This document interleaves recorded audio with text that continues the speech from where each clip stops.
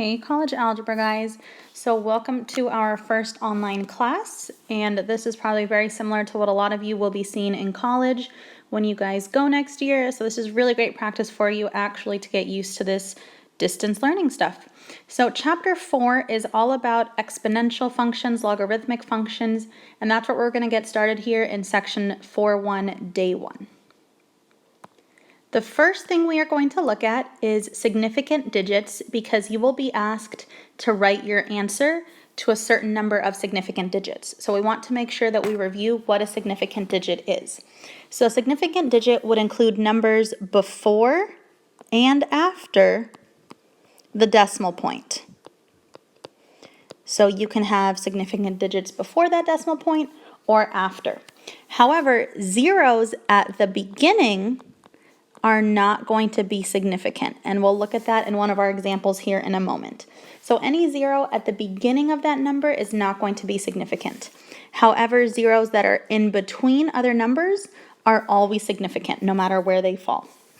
So let's look at our three examples here, examples A, B, and C.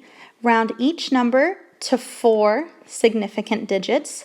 So notice in example A, here's a perfect example of our second bullet point. How zeros at the beginning are not significant. So that 0, since it's all the way at the beginning, does not count as a significant digit, but this 4 would, this 6 would, the 2, and the 6. Now, our rounding rules still apply. So for my final significant digit, I still have to look to the right, and since that's the 5, I'm going to go ahead and round up. So my final response here would be 0.4627, right? Because those are just our rounding rules. If it's a 1 through a 4, we would have kept the 6, but since it's a 5 or anything higher, then we round up to 7. Notice I still wrote my 0. Even though it's not significant, I'm going to include it there at the beginning because that's our format for writing decimals. Let's look at example B now with significant digits. So 1 would be significant, 4, the 5, and the 7. Again, to round, I look at my next digit. Since it's a 3, I'm going to keep my 7 as it is. So my final answer would be 14.57. For example C, let's look at my 4 significant digits. So 8, 2. Notice here I have a 0, but this is an example of my third bullet point here. Zeros in between other numbers are significant. So this 0 here in example C is significant. So I put that as significant, and my 4 is also significant. Again, for my rounding rules, I look at my next digit. Since my next digit is a 7, I'm going to make that 4 into a 5. And my final answer for example C would be 8.205. And so this is really just a how-to for putting your responses in the correct format as we go through the homework. And let's look at our very first homework question out of your textbook. So make sure you guys do have your textbooks with you. Notice these are examples like what you'll see. We'll always do the odds, and then you guys will have to do the even. So your textbook directions will say compute the answers to 4 significant digits. And this is the question that you will see in the textbook, okay? And so what you need to do with that, put that into your calculator. But remember, whenever we have fractions, you have to make sure that in your calculator, you put parentheses around that numerator, okay? Because there's a plus there, we have to put those parentheses so that the order of operations is correct in the calculator. If we don't do that, you're going to get a totally incorrect answer. Okay, so once you have that into your calculator will produce this number, 4.46914627,969. So since we want 4 significant digits, my first one is going to be the 4, the second one's the 4, the third one's the 6, and then my fourth significant digit is the 9. Remember, I always go to my next digit to see how I'm going to round it. Since it's a 1, I just stay at the 9, and my final answer to this question would be 4.469. And so there would be at the bottom my answer to this homework question number 15. Now let's talk about the number e. And the number e is a value, is a mathematical value, very common, And so here is what the actual value of E is. 2.718283, and then the number keeps going. The reason why this number keeps going is because E is an irrational number just like pi. So we are pretty familiar with pi. We know that pi doesn't end, it doesn't repeat, it's an irrational number. So we can think of E in the same way that we think of pi. It's not going to end, it's not going to repeat, there's no pattern. And that's what we have here. It never ends and it never repeats. And the number E, the reason why we use the letter E to represent this value is it's named after Leonhard Euler, and we see his last name there starts with the letter E, and so that's where we get the value of it. Now, even though it does look a little bit like Euler, we pronounce his name Euler. And the letter E, the value of this number, works really well with exponential functions, and so you will see that we're using it a lot in this chapter. Now, in order to find this letter E in our calculator, it is actually right under or above the division symbol. However, you have to hit your second button first.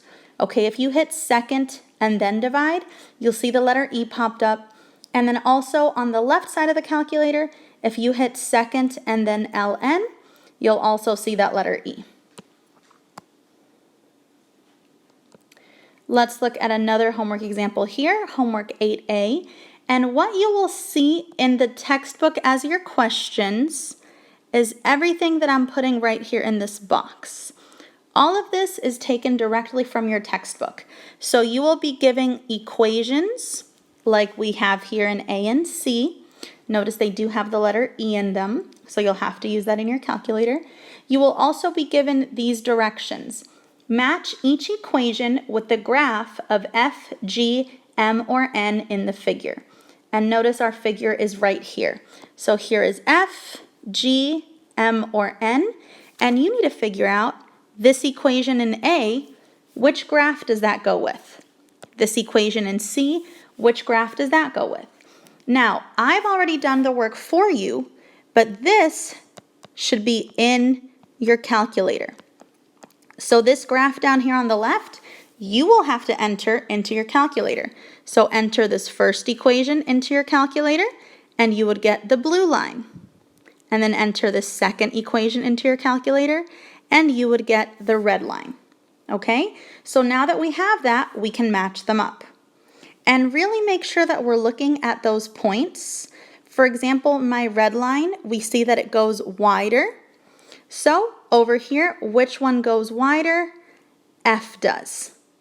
So for part C in this homework problem, you would say C matches up with F. And I'm going to go ahead and put my answer in blue.